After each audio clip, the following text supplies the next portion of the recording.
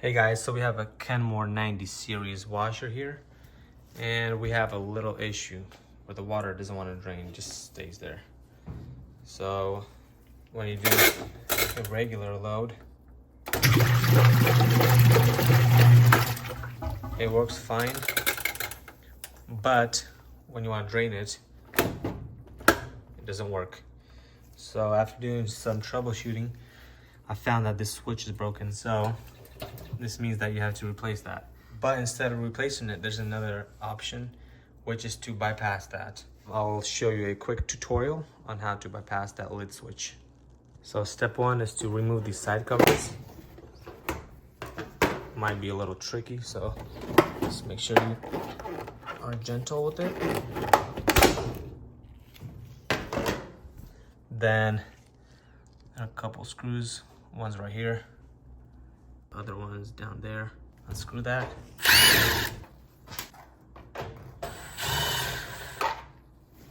After this, you want to pick it up. This is the connection that goes to the lid switch. Take that off. So what you want to do is cut the brown and gray wire, and then you want to strip them and connect them with the wire nut. So we have them cut and stripped here. Just twist it together real quick and put a wire nut over it.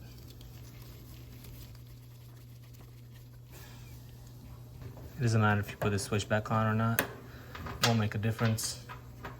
And then let's put the lid back on and give it a shot.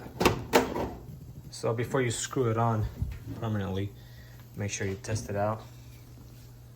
Turn on the power, put it on spin. There you go. This is actually my first time doing it, so this is a beautiful sight to see. That is how you bypass a lid switch problem. Now this doesn't really matter. Just make sure to keep the lid closed. Go ahead and put the screws back in, put the covers on, and you'll be good to go.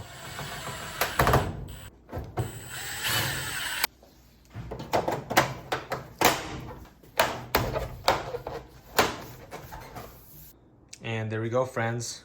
If you guys found this video useful, please let me know down in the comments. Let me know if this worked for you or not. Thank you and have a good day.